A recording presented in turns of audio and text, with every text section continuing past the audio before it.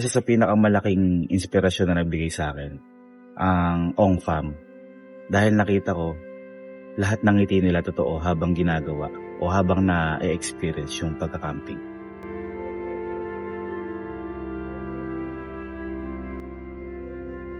Hindi naman masama sumubok ng isang bagay kahit hindi mo alam kung ano yung kalalabasan na 'to.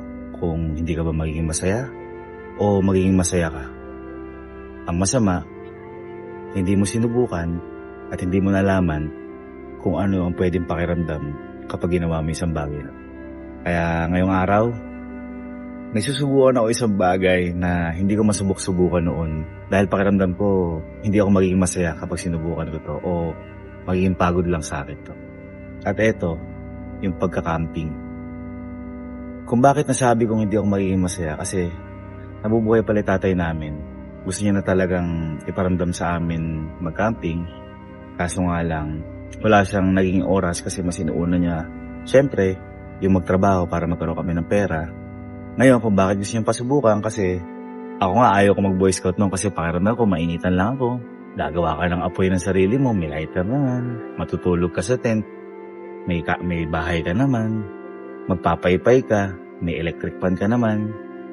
So yun yung mga bagay na iniisip ko noon, kaya ayaw ko siyang subukan. Baka mamaya ako, pagod lang. Ngayon sa hinaba-haba ng panahon, may mga napapanood ako na naging inspirasyon para subukan ko yung ganitong bagay. Ang Team Itik, si Boss Reed, ay mag-isa, nagka-camping, nakamotor siya.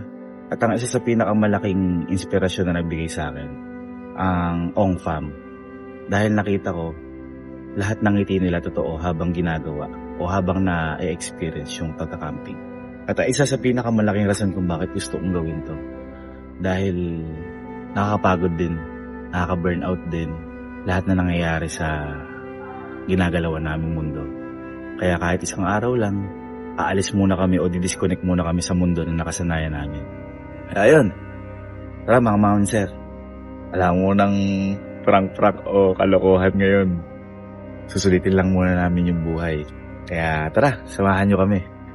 At ito nga pala, tatawagin namin tong camping pin.